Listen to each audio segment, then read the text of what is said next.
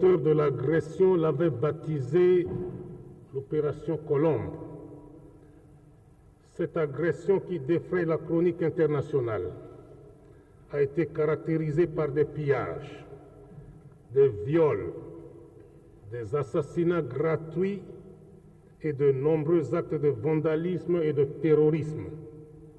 Agression dont le soi-disant Front National de Libération du Congo, établi à Bruxelles, a revendiqué la responsabilité.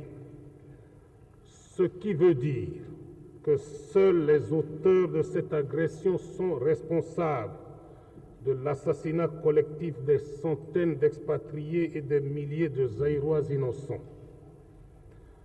L'objectif poursuivi par les agresseurs et leurs maîtres à penser était notamment, premièrement, de déstabiliser l'économie zaïroise au moment où nous avons lancé un plan d'urgence de redressement économique qui porte mon nom.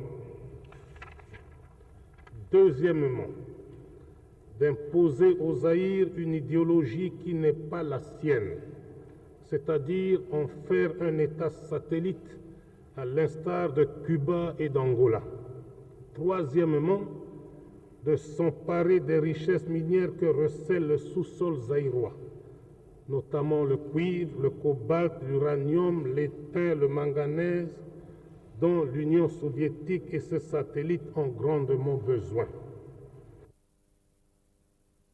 Malheureusement, mon pays, avec l'avènement du MPLA au pouvoir en Angola, installé de force par les Cubains et par les Russes, depuis lors, il faut retenir ça, messieurs et mesdames.